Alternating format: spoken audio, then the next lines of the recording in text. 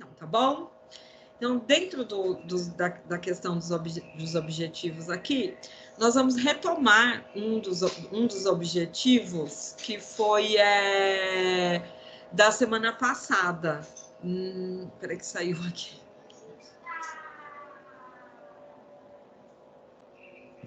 Que é refletir sobre o processo histórico em relação às diversas tendências pedagógicas que permeiam a prática pedagógica e o reflexo no ensino-aprendizagem. Por que nós estamos retomando esse objetivo? Né? Ele se repete na aula 2 e na aula 3, porque nós não terminamos de falar sobre as tendências pedagógicas. Né? Nós só falamos o lugar que se ocupa tudo dentro dessas questões, mas nós não classificamos. Então, nós vamos retomar um pouquinho. E parecido com o objetivo que foi a semana passada, o segundo, porque a semana passada foi discutido com a Érica, né, a sondagem. Essa aula é discutir a prova, né, que é o instrumento de avaliação da Rede Municipal de Guarulhos e onde ela se encontra dentro das tendências pedagógicas. Então, a Érica vai trazer essa questão da Avalia Mais, mas em relação às provas. A semana passada nós vimos a sondagem e essa nós vamos ver a prova, tá? Eu não sei, não me recordo muito bem qual ano cada uma está, né? Mas quem esteve o ano passado, do primeiro ao quinto, não, ano retrasado, né? Porque o ano passado nós não tivemos. Quem teve como ano retrasado, do primeiro ao quinto ano, teve acesso a essa prova, né? Ou dentro da sala dos professores, que os coordenadores discutiram, viu, né? O ano passado nós não tivemos, por conta desse contexto aí em questão a pandemia. Então já olhou. Quem está com a educação infantil, que está numa escola de educação infantil, pode ser que não conheça, mas a Érica vai apresentar algumas coisas para vocês em relação a essa prova. Pode passar ali, por favor. E aí nós vamos falar das tendências pedagógicas na prática escolar. Só vou explicar para vocês um pouquinho sobre a questão da atividade dessa semana, tá? A semana passada vocês assistiram um vídeo, né, do Ricardo, teve uma questão dentro desse vídeo, e para essa semana vocês não vão ter questões para fazerem assim, para discutir no fórum, vai ser só uma leitura. É uma leitura que fala sobre as tendências pedagógicas na prática escolar, que é do José Carlos Libânio, né? Então, é um artigo, quando vocês entrarem lá, vocês vão ver que vocês vão só clicar e já vai ter acesso a esse artigo. É um artigo dele que ele escreveu em 2013. Não.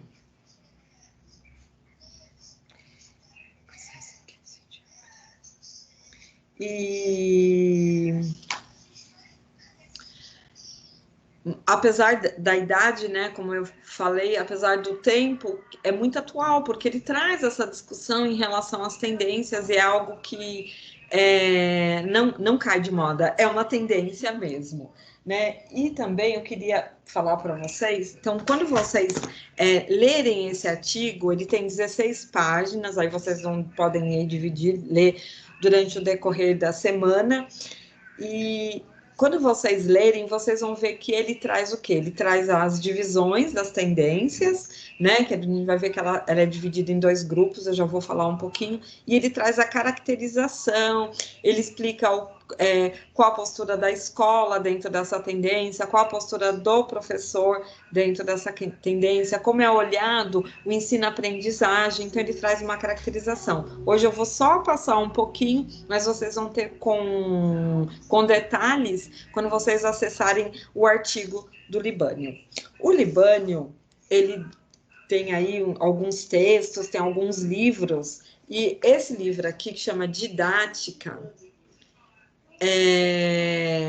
algumas pessoas até conhecem ele porque foi um livro que leu na pedagogia, né? Já me falaram que eu já tive que ler esse livro na pedagogia. Então, esse livro ele vai discutir a questão da didática e vai discutir as questões do quê? de currículo, das tendências também em relação a como o professor lidar com preparar o material, né, para poder dar aula, preparar todo aquele processo que nós fazemos para poder ministrar uma aula. Então, esse livro aqui é bem bacana. Se vocês não conhecem, não leram, né, ainda, é legal dar uma olhadinha nele.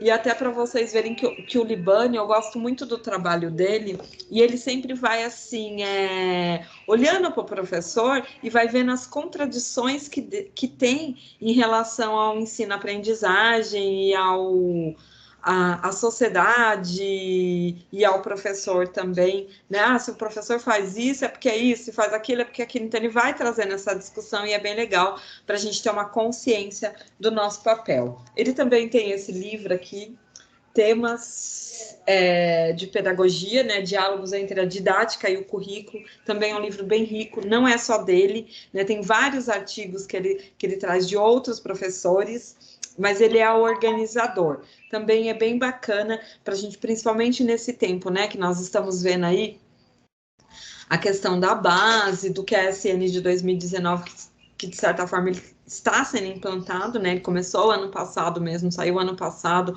então nós estamos se apropriando dele ainda, né, e ele vai trazer um pouco dessa discussão aí da implementação e de um trabalho feito em relação ao currículo.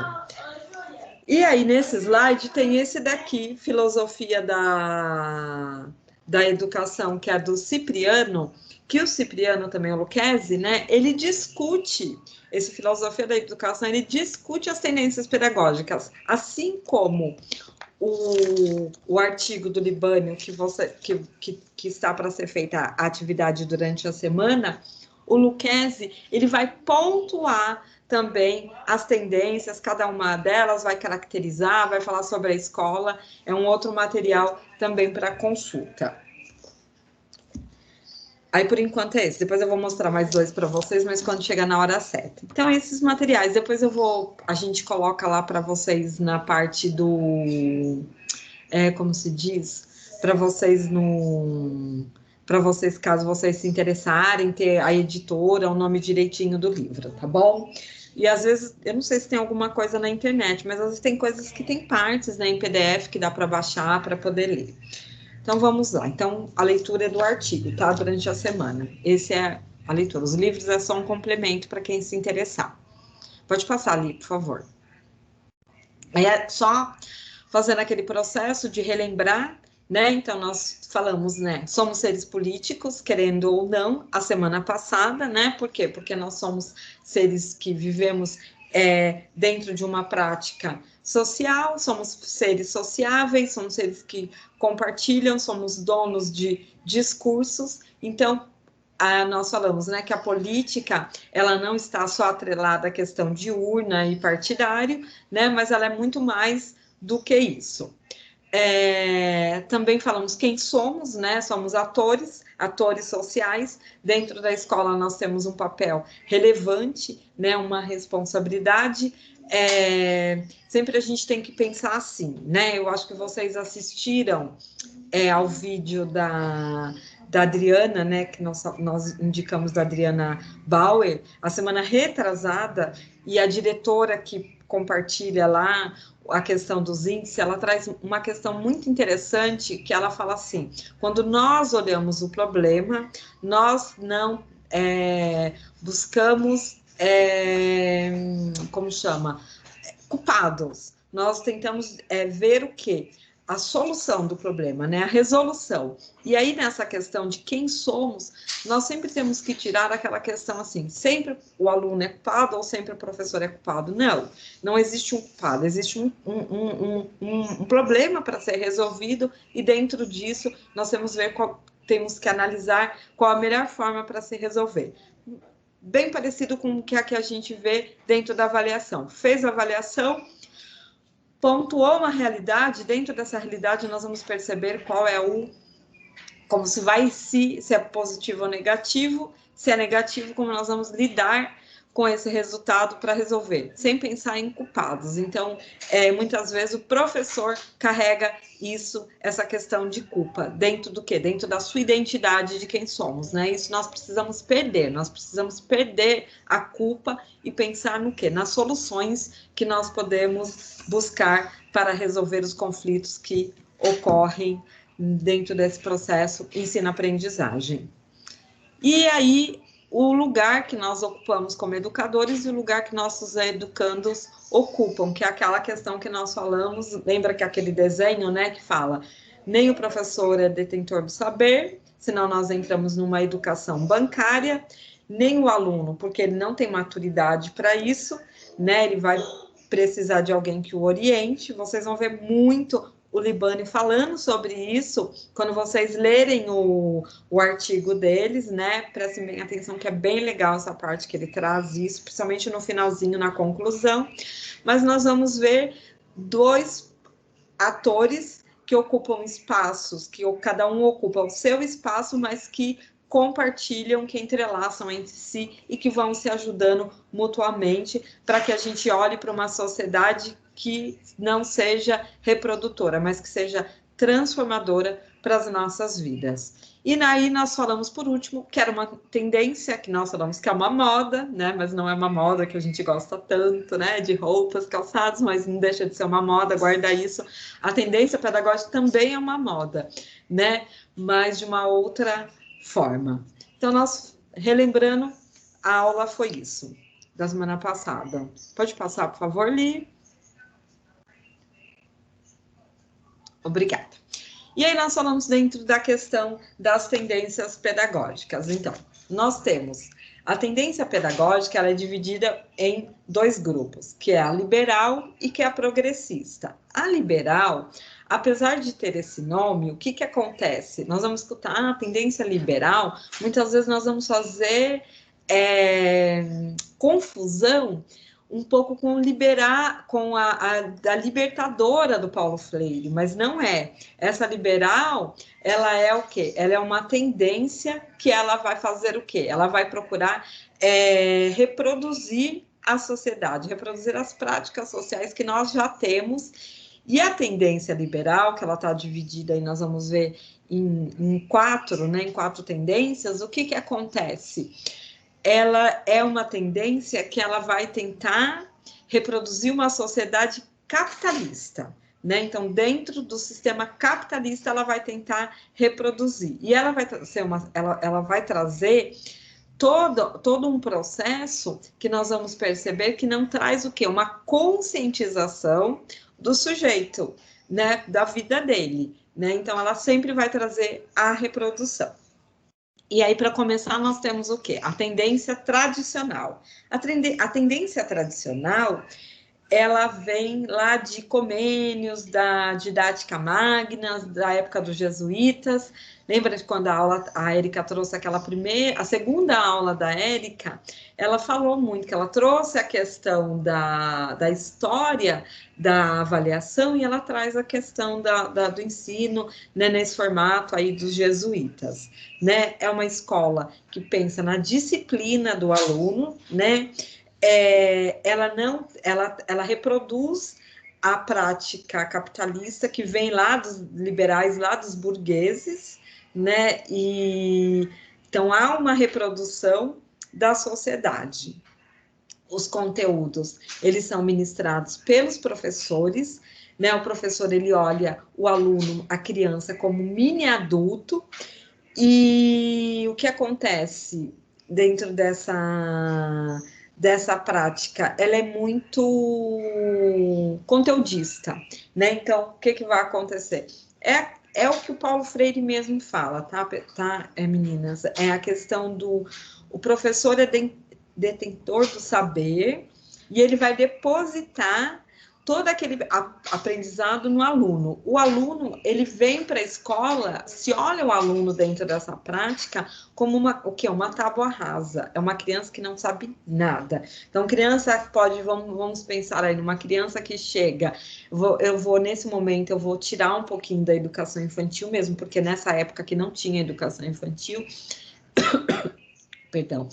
Então, o aluno entra na primeira série, que era na época, né? O aluno entra na primeira série e se esquece tudo que o aluno já viveu aí. Se ele viveu, naquela época era 7 anos, então esquece que o aluno já teve um processo de uma vida de 7 anos, como se ele não soubesse nada. Então, é isso que é a tradicional. E aí nós vamos perceber que tanto o Kesi como o Libânio, eles vão falar que assim, que hoje ainda dentro da escola se reproduz um pouco essa questão tradicional. Por que eles vão dizer isso? Porque eles vão falar também, e vocês vão ver no livro, no texto do Libânio, ele vai dizer assim, olha, nós olhamos para as tendências e algumas refutam a outras, outras continuam, né? Então, outras pegam tanto dela e vai processando. Quando nós olhamos para tendências, nós vamos ver o seguinte, nós vamos ver muito da tendências liberal na progressiva, mas de uma outra forma. Qual é a forma? A progressiva, ela sempre vai olhar com conteúdo, com caráter de conscientização, um caráter crítico. Ela sai do quê? Da alienação. Então, ela vai olhar para um caráter crítico, um caráter transformador, mas tem muitos aspectos que são parecidos, tá? E principalmente, eles vão trazer assim, principalmente na nossa formação inicial, aquilo que a gente carrega quanto estudante, quando nós estudamos, e aquilo que a gente vê na nossa formação pessoal, formação inicial dentro da faculdade ou no magistério, porque nós vamos ver muito essa questão tradicional. Então, ela ainda está enraizada dentro do nosso trabalho ainda hoje. A tendência liberal renovada... então, a tendência liberal tá aqui, ó. A tendência renovada, ela pode ser... Alguns vão falar progressistas, né, e não directivas. São duas, a progressiva e a não directiva. Quando a gente pensa na progressivista, né, progressivista, o que ela vai trazer? Essa tendência é a escola nova, né? Então ela vai olhar para a criança como a criança que quer, ela vai escolher o que ela vai aprender, né? O conteúdo não é tão cobrado pelo professor, desde que a criança dê conta. O ambiente vai ser um ambiente estimulador, né? E favorável para as experiências. Mas o que acontece? Dentro dessa, o professor ele entra como só um mediador. Então eu quero aprender, como que faz a cor laranja, um exemplo, né? Eu tenho aqui, como que faz a cor laranja, quais as misturas. Então o professor ele vai ser um mediador dentro disso. Mas o que acontece? Há muitas discussões também em cima dessa escola, por quê? Por dois motivos. Uma, porque ela também não traz a conscientização do sujeito. Ele vai aprender, mas ele não vai entender muito para que usar aquilo. Essa é uma questão. E a segunda é que é como se assim, se a criança ela não recebesse orientação, então ela é como se ela fosse sujeito de si próprio, né? Então há também uma discussão em relação a isso. E quando eu falo uma discussão de ser um sujeito de si próprio, é que não estou pensando num professor autoritário, né? Eu estou pensando num professor que está ali para quê? Compartilhar com o aluno, que é o que nós vamos ver nas tendências progressivas. E aí, dentro dessa progressivista, nós vamos ter os líderes, que é o Anísio Teixeira, Lourenço Filho e Fernanda Azevedo, que são aqui do Brasil. A não directiva, quem traz ela é o Carl Rogers. Ela é bem seguida da progressivista. E ela não vai olhar nem para conteúdo, mas ela vai olhar para quê? Para a formação psicológica desse sujeito. Porque o Karl Marx ele é mais relacionado ao psicólogo, né? Então ele acha o quê?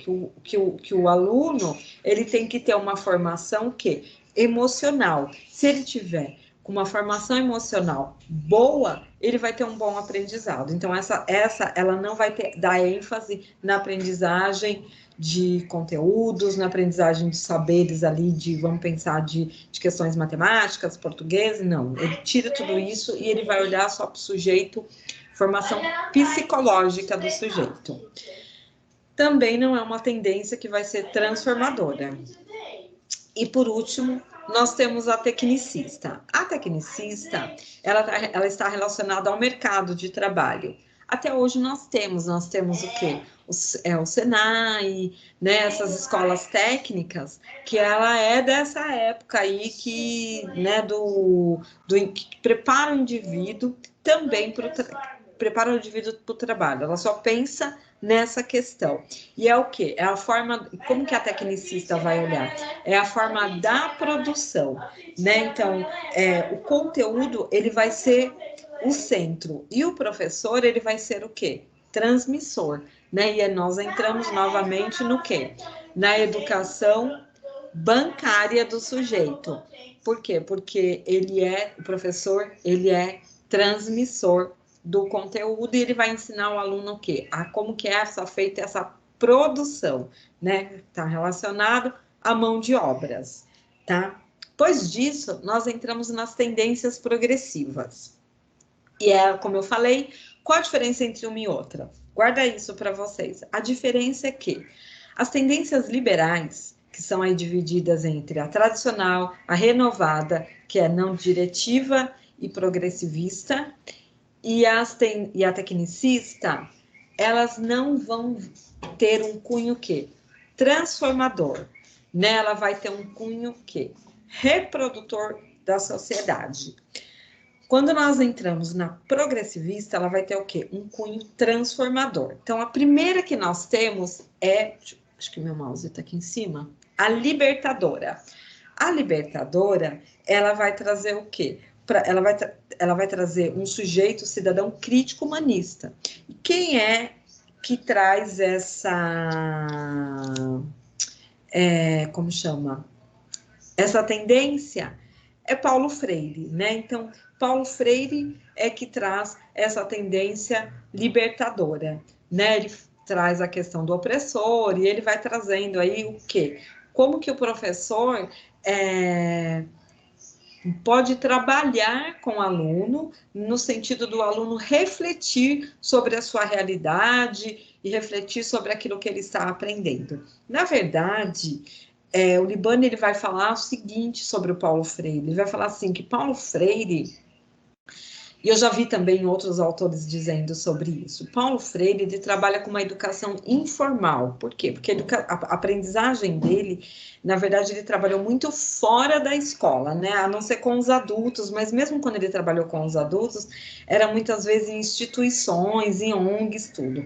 Mas o que o Paulo Freire tem como pegar a pedagogia que ele traz, a libertadora, e levar para dentro da sala de aula, e ele diz que tem muitos professores que têm feito isso, que é esse processo de escuta, né? Eu até tenho um livro aqui, poxa, eu devia ter pego, eu vou anotar, semana que vem eu vou trazer para vocês verem. Esse livro ele tem disponível na internet, eu tenho a apostila porque eu baixei.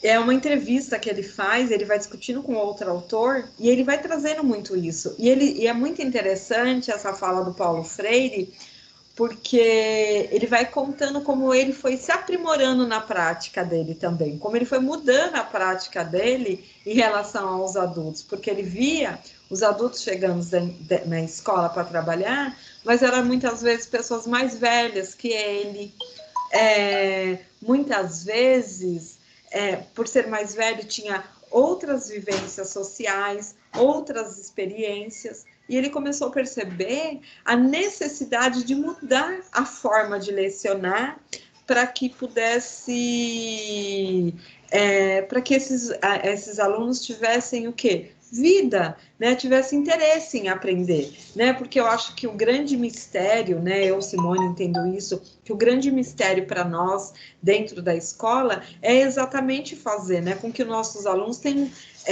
prazer em estar ali para aprender, né? Ter prazer. Quando eu escuto vocês falando, eu tenho gostado bastante do curso, então quando gosta, tem o quê? Tem prazer em estar ali, porque está trazendo algo que está aprendendo, né? Chega dentro da gente, chega às vezes até a borbulhar, porque fala, olha que legal isso, olha, eu já conhecia, mas nunca tinha pensado dessa forma, então, né? Então, Paulo Freire, ele vai trazer a questão de ser o quê? Algo que dá prazer para o aluno por estar ali, né?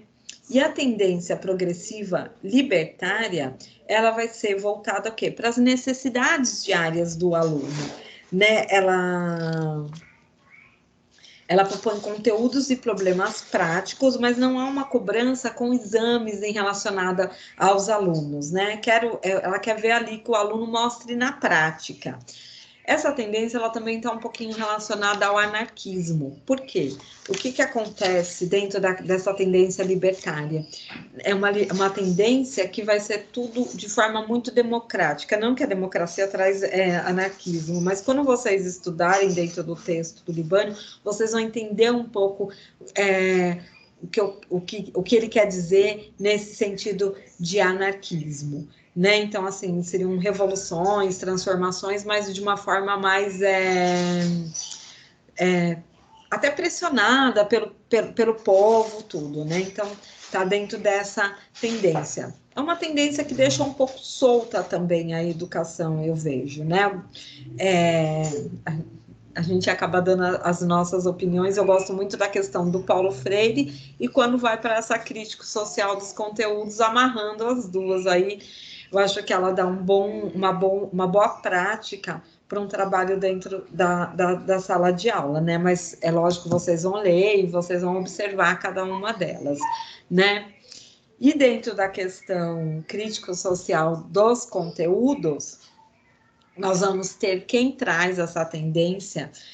E uma coisa que é bem interessante, né, que eu falei para vocês no começo, que a gente tem que se perceber que, assim, as tendências, como eu falei, algumas elas vão se renovando. Então, por exemplo, pega a Libertadora do Paulo Freire, anda mais mais um pouco, e aí nós vamos ter a crítica social um pouco transformada, mas de uma forma o quê?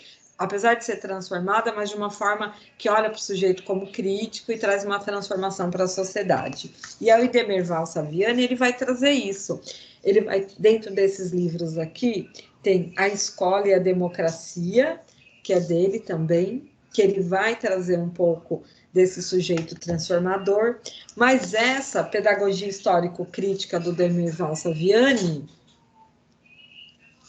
ele também traz as tendências até chegar na questão crítica, né? E ele vai depois, em outro texto dele aqui dentro desse livro, falar com muito detalhes sobre essa tendência, porque afinal é ele que traz dentro do Brasil, claro, baseado em outros filósofos, baseado em outros sujeitos que estão fora do Brasil também escrevendo sobre isso, mas ele traz para dentro do Brasil. E ele vai dizer o seguinte, eu vou ler aqui um pedacinho que eu achei bem interessante, ó.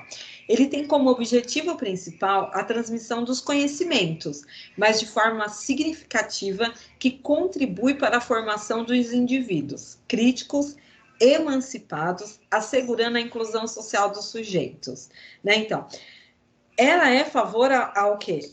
Eu estou falando conteúdos porque é o que traz dentro do artigo, mas a gente vai pensar que hoje a gente pensa dentro dos saberes, da aprendizagem. Então, assim, está dentro da aprendizagem, que nada mais é, o conteúdo é o caminho para você chegar naquela aprendizagem. Então, ela é a favor disso, mas não de uma forma reprodutora. Por exemplo, o aluno, ele vai aprender sobre determinado assunto. Vou dar exemplo, a Érica sempre dá exemplo de matemática, ela é da matemática. Começou do português, eu fico falando para ela, tem que dar exemplo de português. Vou dar um exemplo de português, tá bom?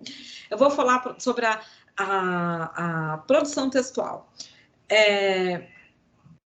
O aluno vai aprender sobre um determinado gênero textual, certo? Então, ele vai aprender a escrever um bilhete. Tá, mas vamos pensar. Na tradicional, ele só vai aprender a escrever aquele bilhete. Ó, bilhete assim, assim, assim.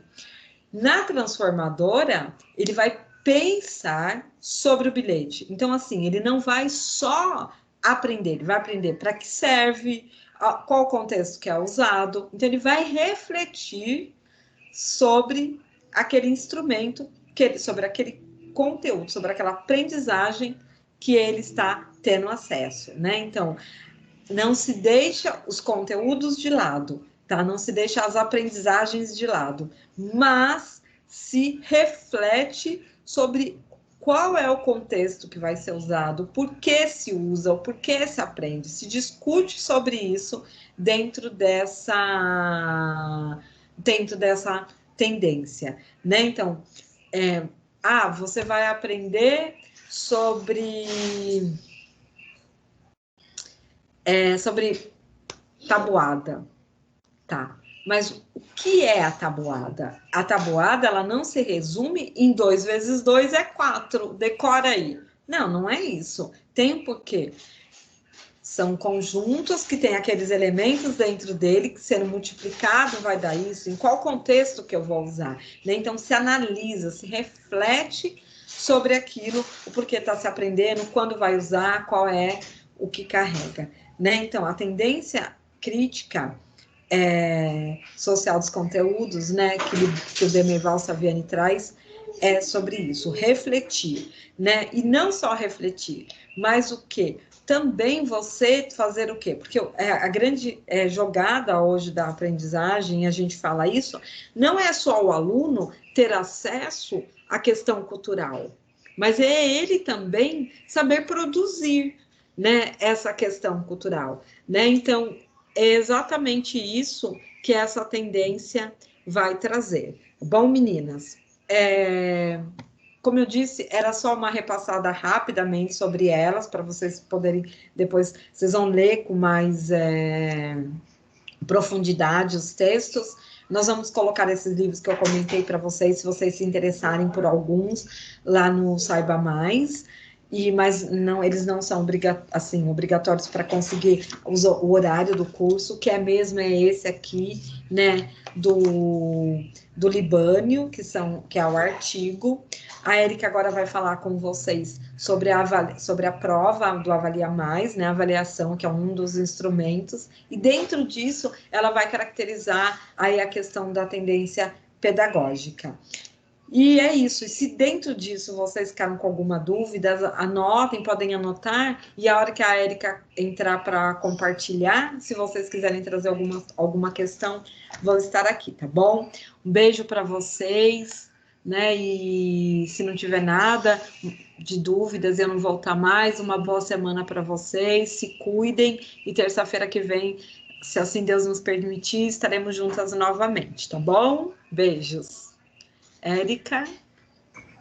Bom dia, meninas, tudo bem?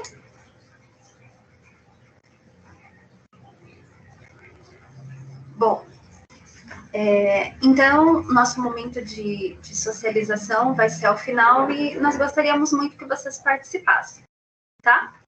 Então, assim, agora, para a gente conversar um pouquinho a respeito daqueles instrumentos que são promovidos pela avaliação, então, eu vou trazer toda a questão do Avalia Mais Prova, e aí nós gostaríamos sim que vocês fizessem perguntas ou colocações ou apontamentos para enriquecer mais a nossa conversa de hoje, tá bom? Então, Liz, você passa o próximo slide, por favor, querida. Bom, enquanto a Liz está colocando, vamos conversar só um pouquinho, vamos então retomar um pouquinho. A prova, ela é um instrumento de avaliação, como nós já colocamos, ela é o único instrumento de avaliação?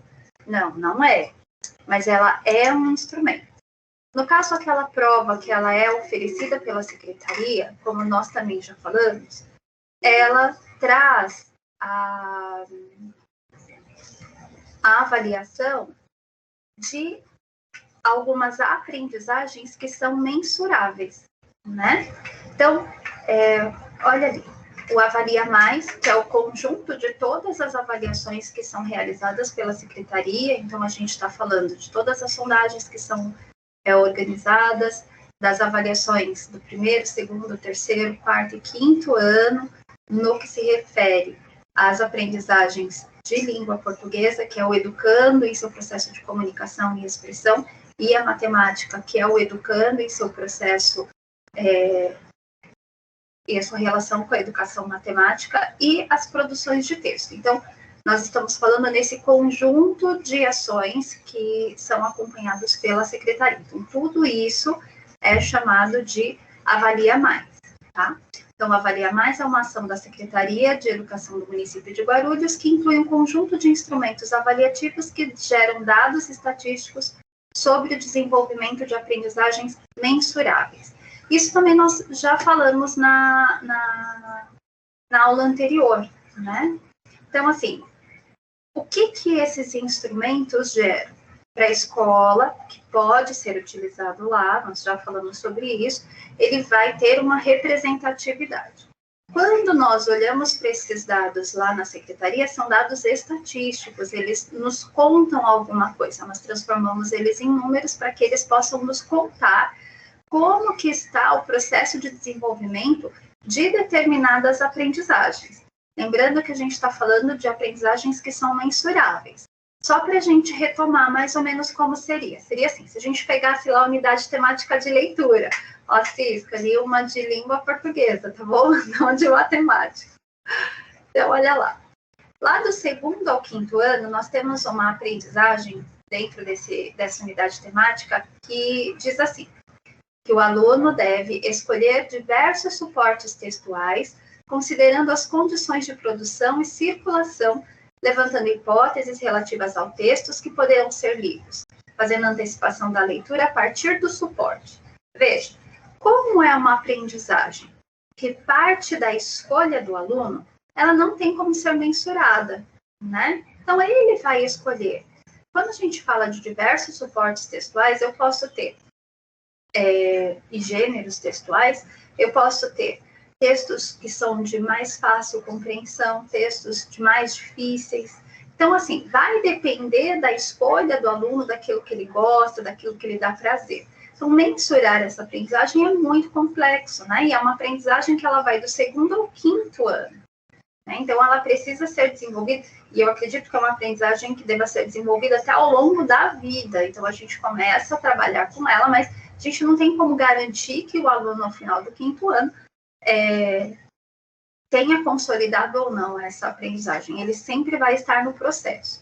Ao passo que nós temos uma outra aprendizagem, também dentro da unidade temática da leitura, que é uma aprendizagem que precisa ser garantida, precisa ser oferecida para o educando, e ele precisa desenvolver do primeiro ao quarto ano, que é localizar informações explícitas nos diversos gêneros textuais. Então, essa sim é uma aprendizagem que nós conseguimos mensurar, né? O aluno, ele consegue localizar uma informação explícita, aquilo que eu estou perguntando, que está de forma explícita, ele consegue observar sim ou não? Então, percebe? Então, essa aprendizagem nós conseguimos mensurar. Então, lá no Avalia Mais, isso vai acontecer tanto na questão de leitura, matemática e produção de texto. São aprendizagens que podem ser mensuráveis. Outra coisa que a gente também precisa pontuar. Todas essas aprendizagens são aprendizagens mínimas, né? E aí, como nós já viemos conversando há bastante tempo, são aprendizagens dos direitos de aprendizagens, elas são garantidas por uma lei. Então, os alunos, teoricamente, deveriam estar saindo do nosso quinto ano tendo desenvolvido todas as aprendizagens que estão sendo propostas ali no QSM, tá? Já que a gente fez toda uma discussão a partir da BNCC, que é a Base Nacional Comum Curricular, com aprendizagens mínimas. E essas aprendizagens estão todas inseridas dentro do QSM. Então, aquilo que está sendo proposto no QSN, a gente entende também como aprendizagens mínimas que devem ser garantidas aos nossos educandos do primeiro ao quinto ano, quando a gente fala da educação fundamental, tá? Bom, mas voltando a falar da prova, como que isso acontece? Como que ocorre? Veja, em 2017, até 2017, nós não tínhamos um instrumento na Secretaria da Educação que pontuasse essas situações. Olha, nós temos uma região que essas aprendizagens mínimas estão sendo oferecidas ou não estão sendo oferecidas. Olha, por conta de determinados fatores sociais ou não, ou de infraestrutura, ou de suporte, ou de formação, os nossos educandos, eles estão passando por uma defasagem na aprendizagem. Esse olhar nós não tínhamos. Então, qual foi o primeiro instrumento? Lá em 2017, foi proposto uma avaliação, uma prova, né, que foi feita pela Secretaria da Educação para ser aplicadas para os 5º anos. Então, foi um momento de implementação e naquele momento estava sendo oferecido apenas para o 5º. Foi oferecido em 2 momentos, né? No final do primeiro semestre e no final do segundo semestre, para a gente conseguir acompanhar e fazer justamente a análise desses dados. O quanto a qualidade da educação está sendo garantida no município de Guarulhos, porque essa é a função da Secretaria, ela precisa estar acompanhando isso para minimizar as diferenças, né? E você pode passar o próximo slide, por favor?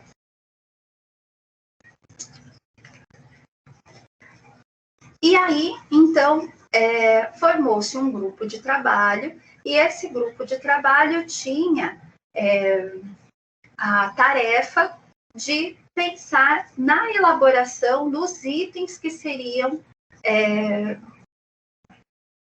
propostos lá na prova.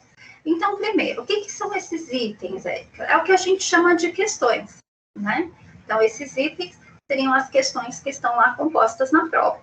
Mas não bastava só chegar lá e pegar uma questão pronta ou tentar fazer uma pergunta que nós achássemos que desse conta.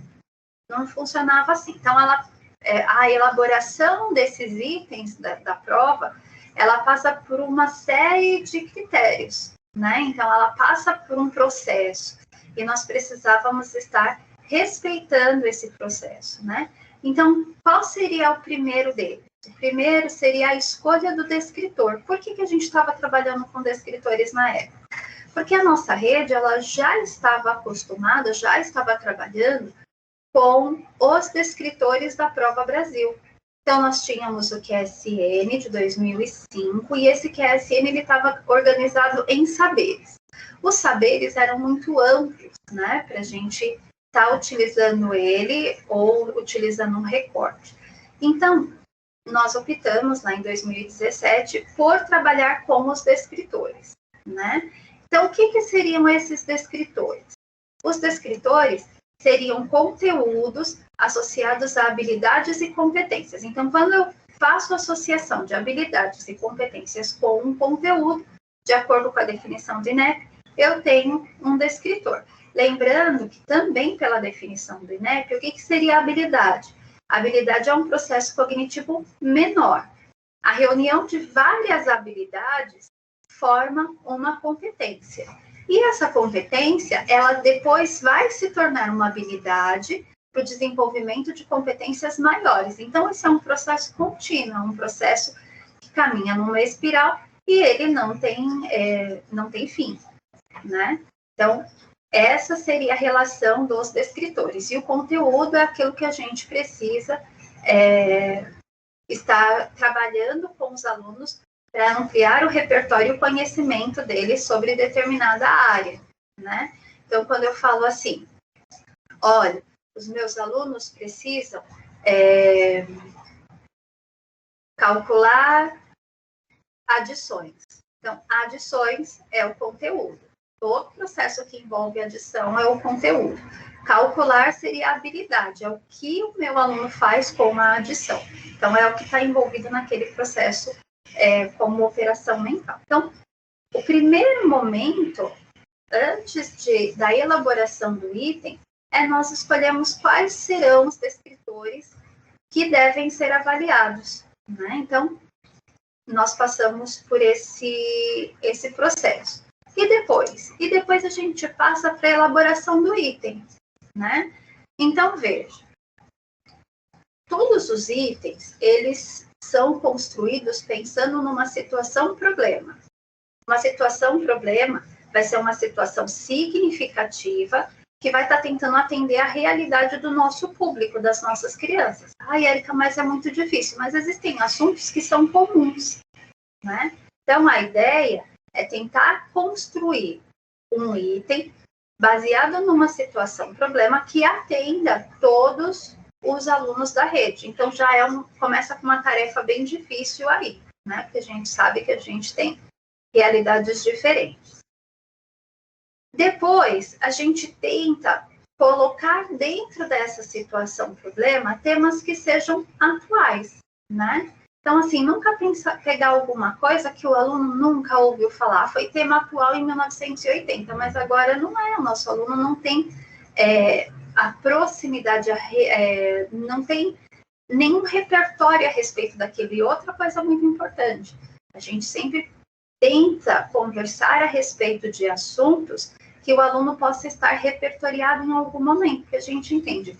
Se lá no QSN, lá na BNCC, eles trazem a importância de nós trabalharmos sempre com temas transversais, então a gente precisa estar trazendo para as avaliações essa situação também, dos temas transversais, tá?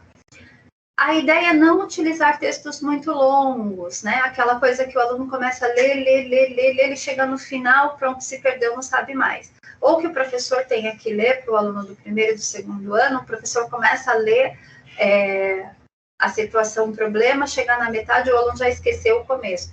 Então, a ideia não é essa. Não está utilizando textos muito longos. Esses itens, eles precisam ser inéditos. Nós não copiamos os itens de lugar nenhum, né? Ah, mas eles são muito parecidos. Pode ser que essa proximidade, ela se dê por quê? Porque nós estamos analisando, avaliando um descritor que já é conhecido, mas o item, ele é inédito. Então, uma das coisas que nós sempre discutimos é isso, olha, evita trazer uma questão para a prova que o aluno possa ter treinado, porque não é o objetivo verificar se ele foi treinado. A gente quer saber se aquela aprendizagem foi de fato desenvolvida. Então, esses itens precisam ser inéditos, né? Outra coisa que acontece também na elaboração desses itens, sempre vão ter questões que se relacionam. Então, assim, uma aprendizagem, um descritor vai se relacionar ao outro no sentido de verificar o aprofundamento desse desenvolvimento dessas aprendizagens. Então, se ela é mais fácil, se ela é mais difícil. Então, essas situações nós também temos que olhar quando a gente vai estar construindo um item. Nós tentamos sempre evitar abordagens que sejam polêmicas. Olha, vai polemizar, não é esse o objetivo do item, não é esse o objetivo da prova, então a gente sempre tenta verificar e fugir dessas situações polêmicas. Não tem pegadinha. Quando a gente faz a elaboração de um item, não existe pegadinha nela. Não tem, mas isso foi uma pegadinha. Não foi pegadinha. A proposta nunca é incentivar o erro, sabe? Porque a questão da pegadinha é essa, né? Você quer ver o quanto a pessoa erra. Não, não é isso. Então, por isso, nós não trabalhamos com essa questão de pegadinha ou não, tá? Nós também tentamos não usar questões assim, o aluno tem as alternativas lá que ele precisa marcar, alternativa A, B, C ou D, e aí nessas alternativas a gente coloca nenhuma das anteriores. Não, porque se a gente quer que o aluno, se nós estamos propondo uma situação, um problema para o aluno, para que ele, para a gente verificar se aquela aprendizagem foi desenvolvida, qual é o sentido de utilizar a alternativa nenhuma das anteriores ou todas as anteriores? É complicado. Então, assim, nós sempre tentamos verificar qual é o raciocínio, qual foi o processo cognitivo utilizado e aonde está o desenvolvimento desse processo ao longo do ciclo. Né? E é justamente por isso que nós trabalhamos com distratores. Então, assim, olha, se o aluno desenvolveu essa habilidade, se o aluno já domina essa aprendizagem, ele vai responder corretamente. Então, essa é a resposta correta. Mas e se falta, se ele chegou até um período, tanto dessa aprendizagem, então, ele pode cometer esse equívoco. Então, isso seria um distrator, né? Para que o professor consiga observar, para que a secretaria consiga observar quais são as possíveis fragilidades e aonde a gente precisa, de fato, atuar, né? Então, a ideia é que todas as outras alternativas, uma alternativa correta e 3 distratores, né? Para que a gente consiga verificar e possa atuar no sentido de estar auxiliando, né? Então, quando nós fazemos a construção do item, nós estamos olhando para essas situações, tá? Nós sempre vamos estar pensando em itens que sejam mais fáceis, que sejam médios ou mais difíceis. Quando a gente fala difícil, não é difícil que o aluno não consiga responder, não é isso. É difícil no sentido de que ele precise utilizar mais processos mentais, mais raciocínio para estar chegando na solução daquele problema, tá? Então, assim, mas é difícil porque o meu aluno não vai conseguir responder. Não é esse o objetivo. Às vezes, uma questão difícil, ela envolve muitas operações de raciocínio que o aluno precisa pensar, precisa mobilizar para estar respondendo, mas todos eles são possíveis de ser respondidos, tá? Então, assim, olha, esse meu aluno, ele é muito bom, ele sabe tudo. Provavelmente, ele vai pegar a avaliação, a prova que está sendo oferecida pela secretaria, ele vai achar que tudo muito fácil, tá? Isso não quer dizer que a prova não tenha dificuldade nos seus níveis de aprofundamento. Quer dizer que aquele educando, especificamente, ele já desenvolveu todas as aprendizagens para aquelas situações que foram propostas, tá? Nós tentamos também considerar o tempo. Será que o aluno vai demorar muito tempo respondendo essa questão? Será que ele não vai? Será que é muito fácil? Será que ele vai bater o olho e vai falar, nossa, e não vai mobilizar esse raciocínio? Ou será que não, que ele vai demorar muito tempo, não vai conseguir? Então, são questões que nós também discutimos lá na elaboração do item, tá? Depois de olhar para todas essas situações, depois de nós considerarmos tudo isso, esses itens vão passar por uma análise de outras pessoas. Por quê? Porque, às vezes, aquilo que está muito claro para quem construiu, não está claro para quem está lendo. Então, assim, não são as mesmas pessoas que constroem que vão fazer essa análise dos itens. Por quê? Porque quem está construindo pode ter aquele vício de acreditar que todo mundo está achando a mesma coisa que o grupo que construiu. Por isso que é importante que outro grupo faça essa análise. Então, depois desse processo de análise feita, depois que tudo isso foi feito, esses itens das avaliações, eles vão ser apresentados para a equipe da secretaria. E a equipe da secretaria que não participou do processo vai também fazer todas as considerações. E, às vezes, alguns itens retornam, algumas coisas precisam ser avaliadas, né? Retomadas, repensadas, mexidas.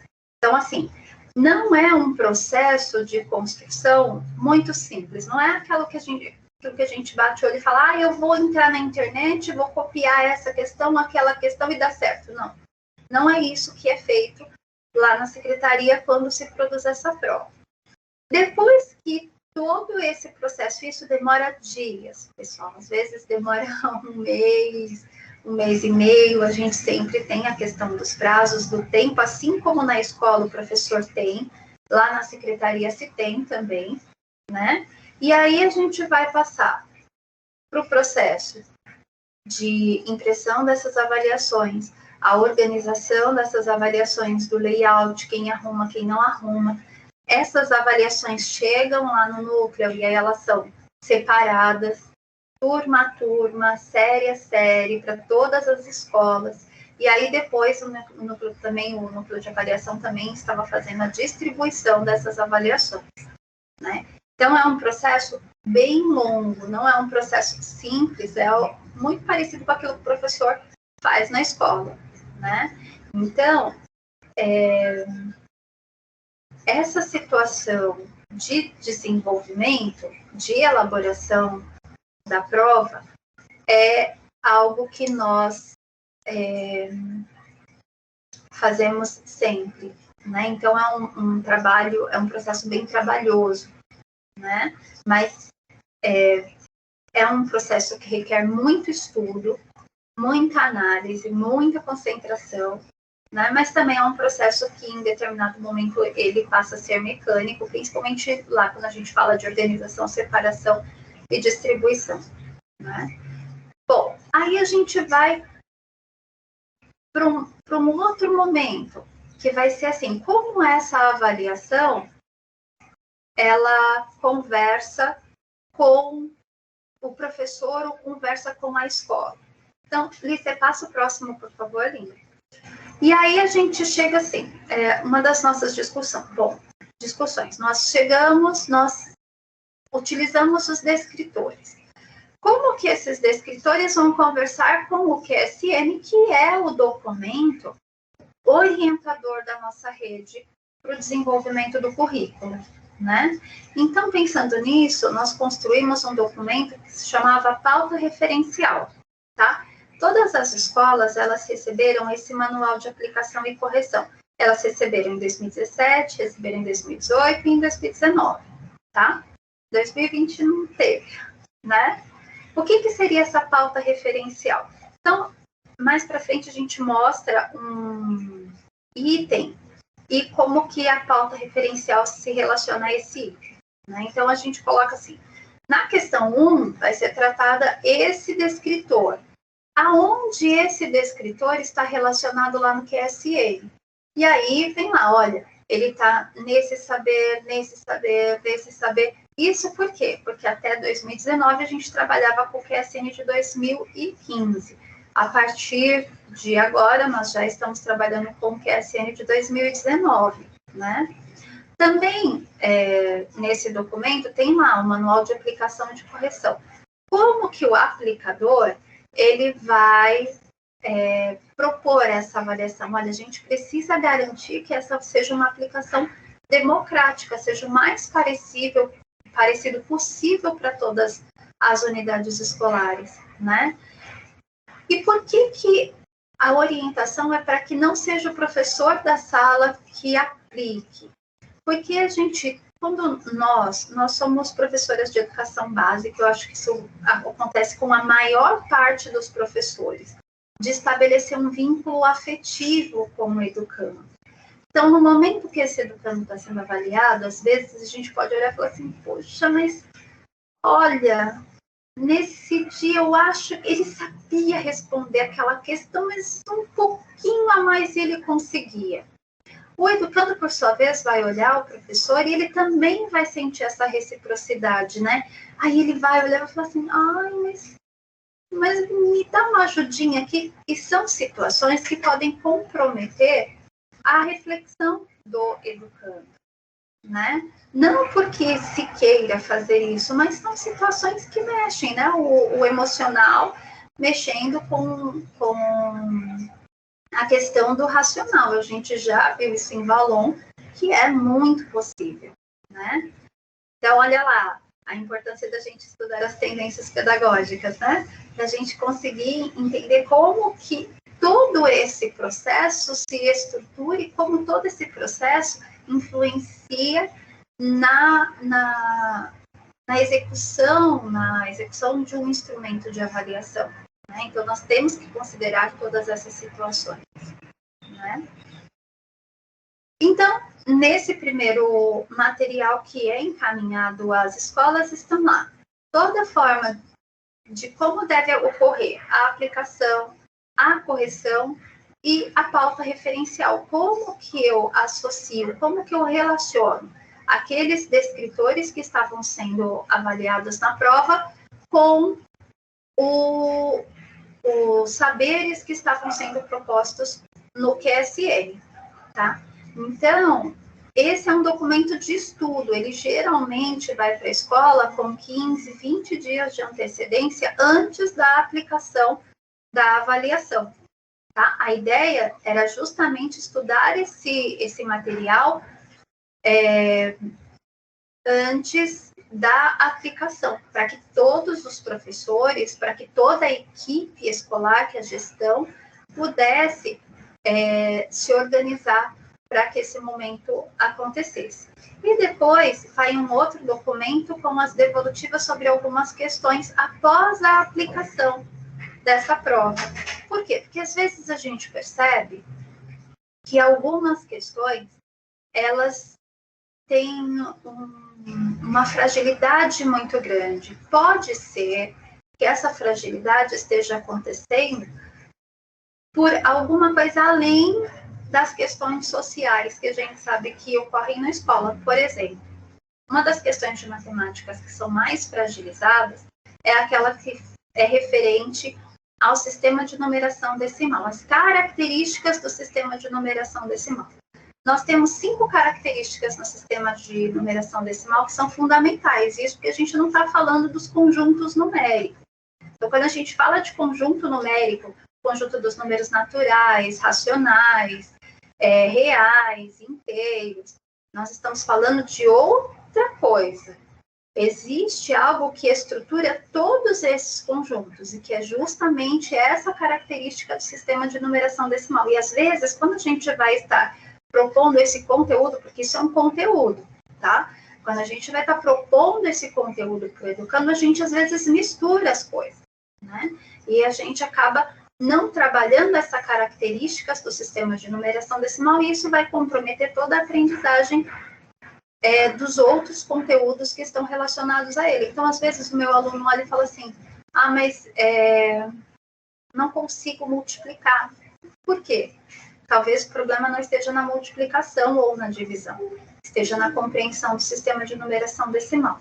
E nós verificamos que um percentual muito grande dos alunos da secretaria, eram mais de 80%, tinham dificuldade na compreensão dessa aprendizagem, né? Então, assim, reconhecer a característica do sistema de numeração decimal é algo que nós vimos que era um problema bem grande. Então, daí a ideia de conversar a respeito disso, e aí trazer formações para os professores, trazer formações para a coordenação, para a gestão, para a gente verificar exatamente aonde estava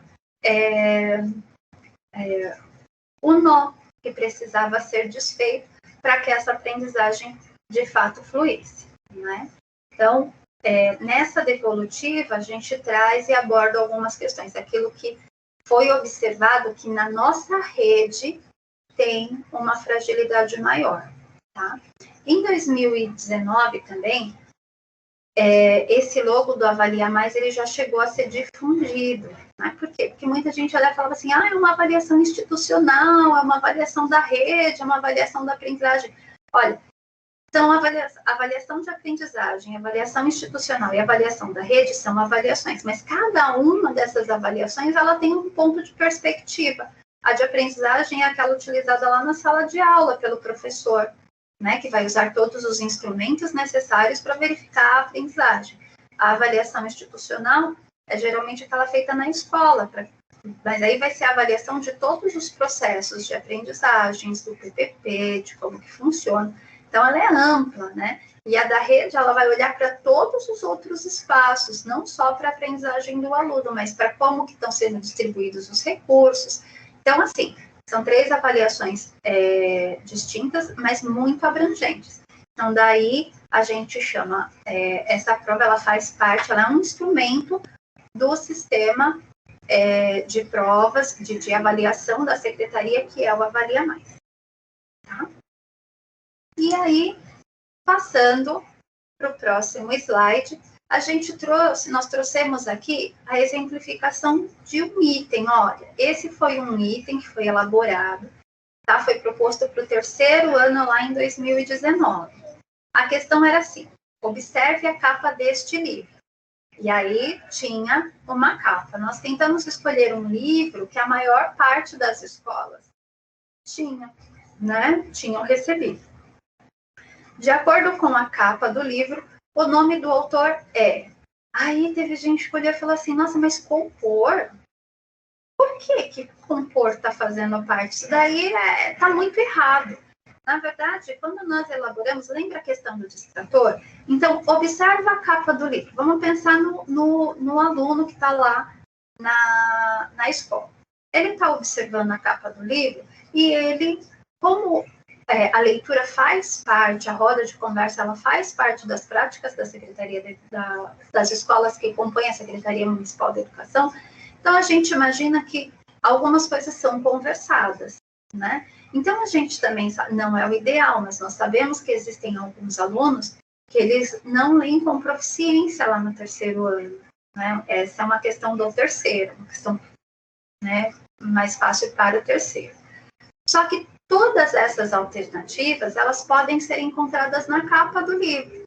Então, quando o aluno vai fazer a leitura, ele pode estar relacionando isso. Então, eu estou perguntando o quê? Quem é o nome do autor do livro? É uma informação explícita, né? Só que o aluno precisa saber o que é o autor do livro, que é o nome de uma pessoa, aonde que vai estar. Então, assim, é bastante coisa para ele relacionar, né? Então, por isso que está lá. Na alternativa A, tem o compor, que é a editora, que está ali embaixo. A alternativa B, do jeito que o Príncipe contou, também é uma informação que está na capa do livro. A Princesa e o Sapo também está ali.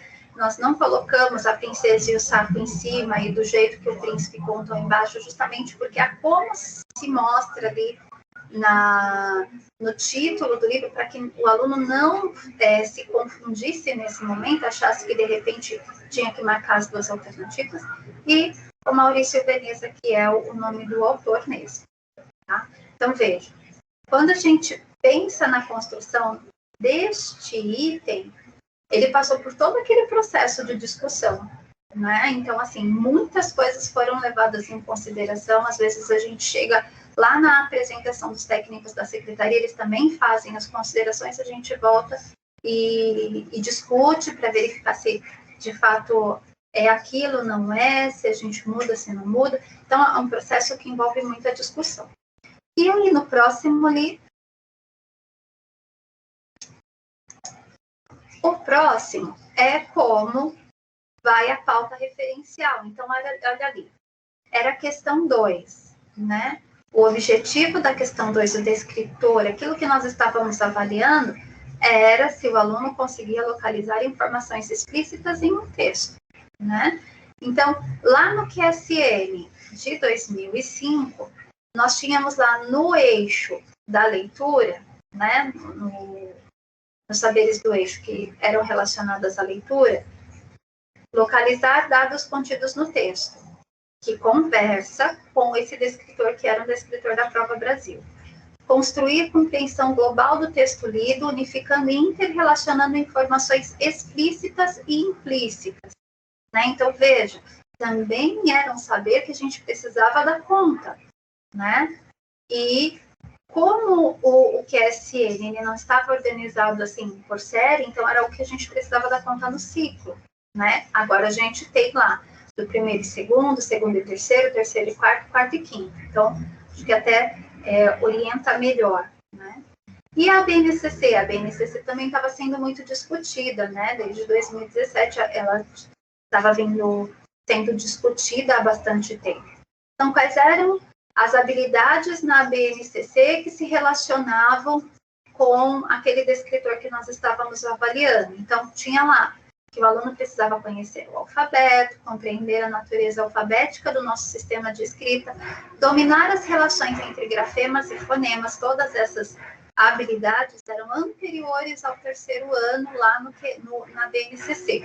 E lá no terceiro ano, que estava lá na aprendizagem de ensino fundamental, do primeiro ao quinto de língua portuguesa, é a habilidade 3, localizar informações explícitas em textos. Então, era uma aprendizagem que também estava referenciada lá na BNCC e na ANA, porque a nossa secretaria, a nossa rede também fez muito tempo a avaliação nacional da alfabetização. Também estava lá, a habilidade 4 da ANA era localizar informações explícitas em textos.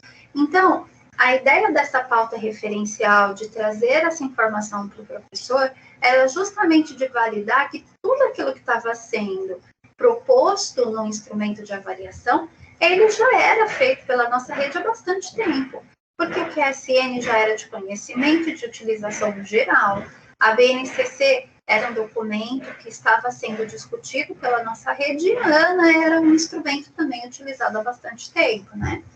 Então, assim, a ideia de todo o conjunto do instrumento era de oferecer o suporte para que os professores da rede, os gestores da rede, coordenadores da rede, também pudessem estar discutindo esse instrumento dentro das suas unidades, ao passo que os resultados que a gente vai estar conversando na próxima aula são utilizados pela secretaria para repensar formações, para repensar políticas de melhoria para auxiliar a escola.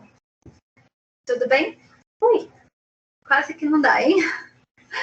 Então, gente, agora eu queria pedir para vocês abrirem os microfones, abrirem as câmeras, para que vocês participem, para que vocês perguntem alguma coisa ou façam colocações.